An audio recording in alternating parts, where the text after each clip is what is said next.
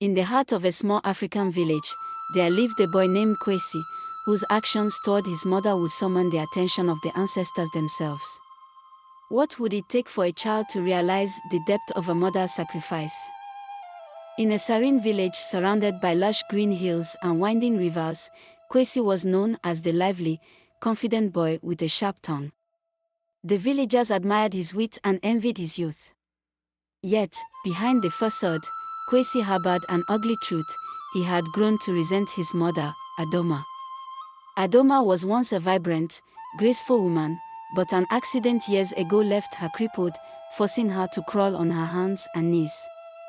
Despite her physical limitations, she raised Kwesi with unwavering love, providing him with all she could through her weaving and selling of baskets. But as Kwesi grew older, he became ashamed of her disability. "Kwesi, fetch some water before heading out," Adoma asked one morning. Her voice was gentle but firm. Kwesi, already halfway out the door, sighed audibly. "Mama, can't you find someone else to do it? I'm going to be late." Adoma's heart ached, but she smiled softly. "It's only a small favor, my son. The stream is close." Kwesi shook his head and muttered, "Why can't you ask someone in the village? It's not like they don't know you." He slammed the door behind him. Adoma crawled to the water pot, leaning against its edge to suppress the tears brimming in her eyes. As the days turned into weeks, Kwesi's indifference grew. The villagers noticed and whispered among themselves. "Kwesi has forgotten the hands that nurtured him," one elder said. But the ancestors do not forget. Late one evening, as Adoma prepared a meager meal, Kwesi returned home with a handful of roasted yams, gifted by a friend. He placed them on the table without a word and reclined on the floor. "Mama," he said, casually, "when will you stop relying on me? It's embarrassing enough that people call you the crawling woman." Adoma froze. She clenched her fist but refused to let anger consume her. "My son," she began, her voice trembling, "do you remember the stories I told you about your childhood? How I crawled through the rain to get medicine when you had the fever?" Kwesi rolled his eyes. "That was your duty as a mother. Why bring it up now?" Those words shattered the last wall Adoma had built around her pain. She said nothing more that night, retreating to her mat and sobbing quietly into the fabric. Her cries did not go unnoticed. Outside, the wind seemed to carry her sorrow to the stars above. The ancestors, guardians of the village's soul, heard Adoma's cries. That night, as Kwesi slept, the winds outside his hut grew fierce, and shadows flickered against the walls. He dreamt of a vast forest where twisted roots and towering trees seemed to block every path. "Kwesi," a voice echoed, deep and resonant. He spun around but saw no one. "Who's there?" Kwesi called, his voice trembling. "You, who have forgotten a mother's love, will walk her path to understand her pain." Before Kwesi could respond, he was plunged into darkness. When he opened his eyes, he found himself crawling on the forest floor. His legs were bound as if by unseen chains, forcing him to move like his mother. The terrain was treacherous. Sharp thorns tore at his hands, and rocks bruised his knees. The more he crawled, the more Kwesi felt the weight of exhaustion pressing on him. As he moved, he heard his mother's voice. "My son, do not resent the hands that love you." The words repeated, each time growing louder, filling him with unease. Kwesi awoke in a cold sweat, the dream vivid in his mind. He turned to see Adoma asleep, her frail figure illuminated by the moonlight. Guilt tugged at his heart, but his pride kept him silent. The next day, he went about his usual routine, avoiding any mention of the dream. But the visions did not leave him. Each night, the forest returned, and each time, the ancestors forced him to crawl further. They showed him glimpses of Adoma's life, her crawling miles to trade baskets, her enduring ridicule from villagers, and her quiet moments of prayer. Why are you showing me this? He cried one night, collapsing in the dream. To remind you of our sacrifices, the voice replied. Do not wait until it is too late to understand the depth of a mother's love. Kwesi could no longer dismiss the dreams. Each one deepened his discomfort, leaving him haunted by images of his mother's suffering. Yet, by daylight, his pride refused to let him show any vulnerability. The day after another restless night, he encountered Nana Obenfo, the village elder, who had known Adoma for many years. Kwesi was carrying a basket of yams to the market when Nana called him over. Kwesi, come here, he said, leaning heavily on his wooden staff. Kwesi hesitated but walked toward the old man. Yes, Nana. Obenfo studied him carefully. The ancestors are restless. Do you not hear their call? Kwesi shifted uneasily. What do you mean? The elder's eyes narrowed. Adoma is your mother, a woman whose strength and love for you are unmatched. Do you not see the weight she carries, both in her heart and on her body? The winds speak of your neglect, Kwesi. You must listen before it is too late. Kwesi said nothing, but the elder's words struck a nerve. As he walked away, he felt the weight of the basket on his shoulders, though it seemed far lighter than the burden he had placed on his mother. That evening, Adoma tried to weave a basket as she always did. Her hands were trembling, her joints stiff from years of labor. Kwesi, unaware of her struggle, sat by the fire eating roasted maize. Kwesi, she called, her voice faint, could you help me with these reeds? Kwesi glanced at her, his expression indifferent. I'm eating, Mama. Can't it wait? Adoma nodded slowly and continued, but the strain was too much. Her hands slipped, and she collapsed onto the floor, the basket tumbling beside her. Kwesi froze. For a moment, he was unsure of what to do. Then, panic surged through him as he rushed to her side. Mama. What's wrong? Adoma's face was pale, her breathing shallow. She managed a weak smile. I'm just tired, my son. Nothing more. Kwesi carried her to her mat, guilt gnawing at his insides. As she drifted into sleep, he sat beside her, staring at the unfinished basket. He reached out and picked it up, his fingers clumsily threading the reeds. For the first time, he felt the weight of the work she had done for him all these years. The next morning, Kwesi awoke early. The sun was just beginning to rise, casting a golden glow over the village. He decided to take action. Quietly, he fetched water from the stream and prepared a fire for breakfast. When Adoma awoke and saw Kwesi tending to the fire, her eyes widened in surprise. Kwesi, what are you doing? Kwesi avoided her gaze. You need to rest, Mama. I'll take care of things today. Adoma's heart swelled with emotion, but she said nothing, allowing him to continue. Kwesi spent the day gathering reeds, finishing the basket Adoma had started, and preparing their meals. Though his hands ached and his back grew sore, he pushed through, determined to prove himself. As the days passed, Kwesi became more attentive. He joined Adoma at the market, carrying the baskets she used to struggle with alone. The villagers noticed the change and murmured among themselves. Perhaps the boy is finally learning, one woman said, nodding in approval. Kwesi's journey to redemption was not without setbacks. One afternoon, he overheard the village boys mocking Adoma again. Look at her, crawling like a lizard, one sneered. Kwesi clenched his fist, anger boiling within him. He stepped forward and confronted the boys. Enough. How dare you insult my mother? They laughed. Since when did you start defending her? Weren't you the one who ignored her the most? The words hit Kwesi like a slap.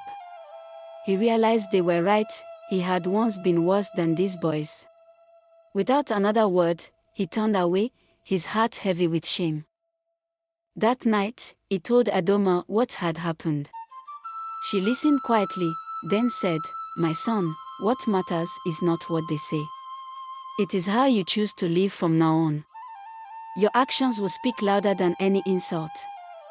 Kwesi nodded, vowing to let his actions define his love for his mother. Over time, Kwesi began listening to Adoma's stories with a newfound respect. Each tale was a thread in the tapestry of her life, filled with lessons he had long ignored. One evening, as the moon hung low, Adoma shared a story about Kwesi's father, who had died shortly after he was born. "He was a strong man," she said, her voice steady despite the memories. "When he saw my hands roughen from weaving, he would take over without hesitation, saying, 'A family is a shared burden.'" Adoma, Kwesi felt his throat tighten. "I'm sorry, Mama, for all the times I let you carry the burden alone." Adoma smiled softly. "It is never too late, my son, to walk the path of redemption. Your father would be proud of you." That night, Kwesi sat outside under the starlit sky, thinking of the father he never knew and the sacrifices his mother had made to ensure he survived. He made a silent vow to honor her in every way possible. As Kwesi grew more involved in Adoma's daily tasks, he faced challenges that tested his resolve. One day, a heavy rainstorm swept through the village, flooding the market square. Adoma's baskets were at risk of being swept away. Kwesi didn't hesitate. While other villagers sought shelter, he dashed into the rain, gathering the baskets and securing them under a nearby roof. Soaked and shivering, he stayed by the baskets until the storm passed. When Adoma arrived later, crawling through the mud, she found Kwesi standing protectively over her work. Tears welled in her eyes. "You have a strong heart, Kwesi," she said, her voice filled with pride. "I learned it from you, Mama," he replied, helping her to her feet. Word of Kwesi's transformation spread through the village. The same people who once criticized him began to admire his dedication to his mother. At the annual Yam festival, Nana Obenfo addressed the crowd. "Let us honor not only the strength of Adoma but also the change in her son, Kwesi, who reminds us all that it is never too late to make amends." The villagers cheered, but Kwesi felt a mix of pride and humility. He realized that his actions were not just for recognition but for the deeper bond he was rebuilding with his mother. Just as life seemed to improve, fate dealt another blow. One evening, Adoma fell gravely ill. She coughed uncontrollably, her body weakened from years of labor and neglect. Kwesi rushed her to the village healer, Yo, who prepared herbal remedies to ease her symptoms. "She is frail," Yo warned. "You must care for her as she once cared for you." For days, Kwesi stayed by Adoma's side, feeding her, ensuring she stayed warm, and praying to the ancestors for her recovery. The village women brought food and offered to help, but Kwesi insisted on doing most of the work himself. One night, as Adoma lay asleep, Kwesi whispered, "Ancestors, if you can hear me, take my strength and give it to her. She has done enough. Let me carry her burdens now." That night, Kwesi dreamt of the ancestors again. This time, they appeared as shimmering figures around a great fire. "You have taken the first steps toward redemption," one said. "But there is more to learn. A mother's love is eternal, even in the face of pain and hardship. Do not wait until it is too late to show your gratitude." Kwesi woke with a start, determined to act on their wisdom. Kwesi realized he needed to give more than just his labor to his mother. He decided to use his time and energy to uplift her work. Gathering the village children, he began teaching them Adoma's basket weaving techniques, ensuring her legacy would live. "Every strand we weave tells a story," Kwesi told them, echoing his mother's words. "And every basket holds the love and resilience of those who create it." The children were eager to learn, and soon, the market was filled with beautifully crafted baskets that bore Adoma's unique designs. One evening, as Kwesi carried Adoma outside to watch the sunset, she looked at him with tears in her eyes. "You have become the man I always hoped you would be," she said. Kwesi knelt before her. "I owe it all to you, Mama. Your love guided me even when I was blind to it." The winds seemed to whisper through the trees, carrying the blessings of the ancestors. That night, Adoma told Kwesi, "When my time comes, I will leave this world in peace, knowing I have raised a son who understands the true meaning of love and sacrifice." Months passed, and Kwesi continued to rebuild his relationship with his mother and his place in the community. But not everyone was ready to forget his past actions. One afternoon, as Kwesi sold baskets in the marketplace, a wealthy merchant named Kofi approached. Kofi, known for his sharp tongue and arrogance, picked up one of Adoma's baskets and examined it. "Oh, so these are the famous baskets of the crawling woman," he said loudly, drawing attention from the crowd. "Why should I pay full price for something made by crippled hands?" Laughter erupted from a few onlookers. But most villagers looked away uncomfortably. Kwesi clenched his fist, his anger flaring. He stepped forward, his voice steady but filled with resolve. "Those crippled hands have worked harder than yours ever will," Kwesi said, staring Kofi down. "They've built a life for me, sacrificed endlessly, and created beauty from hardship. If you can't respect that, leave the market now." The crowd murmured in agreement, emboldened by Kwesi's words. Kofi sneered but, sensing the shift in the crowd, walked away without buying anything. Afterward, several villagers approached Kwesi, commending his courage. Adoma, who had witnessed the exchange from a distance, felt an overwhelming sense of pride. That night, she told Kwesi, "You have truly become a man of honor, my son."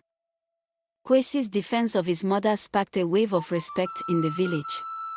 People began to see Adoma not as the crawling woman, but as a symbol of resilience.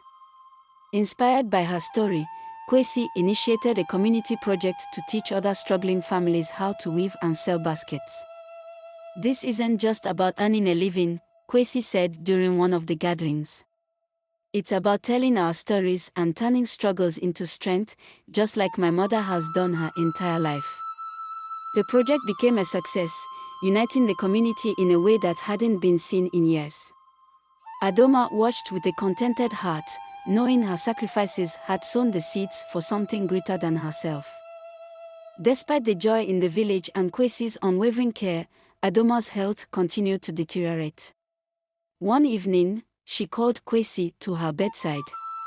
Her breath was shallow, and her hands trembled as she reached for his. "My son," she said softly, "I feel my time is near." Kwesi's heart sank. "Don't say that, Mama. You're strong. You'll get better." Adoma smiled weakly. "Strength isn't just in the body, Kwesi. It's in the spirit, and mine is at peace because of you. You've made me proud. Remember that love and sacrifice are the greatest gifts you can offer the world." Kwesi held her hand tightly, his tears falling onto her fragile fingers. "I'll make sure your legacy lives on, Mama. I promise." When Adoma passed away a week later, the village mourned deeply. Her burial was attended by everyone, from the elders to the children she had inspired with her work. Kwesi delivered a heartfelt eulogy, recounting the lessons his mother had taught him through her actions. "She crawled so I could stand," he said, his voice steady despite the tears. "She endured pain so I could find my path. I was blind to her sacrifices for too long, but now I see clearly. Her love was her greatest gift, and I will carry it with me always." As the ceremony ended, a sudden breeze swept through the village. The villagers believed it was the ancestors' way of blessing Adoma and acknowledging Kwesi's transformation. Years later, Kwesi became a leader in the village, known for his wisdom and compassion. The basket weaving project grew into a thriving cooperative, providing livelihoods for many families. Kwesi named it Adoma's hands in honor of his mother. Every year, the village held a festival to celebrate Adoma's life and the resilience of all mothers. Kwesi would tell her story to the younger generation, reminding them of the power of love and sacrifice. One evening, as Kwesi sat outside his hut watching the children weave baskets by the fire, he felt a deep sense of peace. The stars above seemed brighter, and he imagined his mother smiling down at him. "My work is not done, Mama," he whispered. "But I'll make you proud, every step of the way." As the night deepened, the winds carried the faint echoes of a mother's laughter, a reminder that her spirit would forever guide him. The moral lesson: cherish, respect, and honor the sacrifices of your loved ones before it is too late. A mother's love is selfless and enduring, and neglecting it not only causes pain but also risks losing invaluable life lessons that can shape your character and future. Redemption is possible when one takes responsibility for their actions and seeks to mend broken relationships through humility, love, and selflessness. This story also teaches us the importance of resilience, forgiveness, and community support, as well as the transformative power of acknowledging one's past mistakes to build a better future.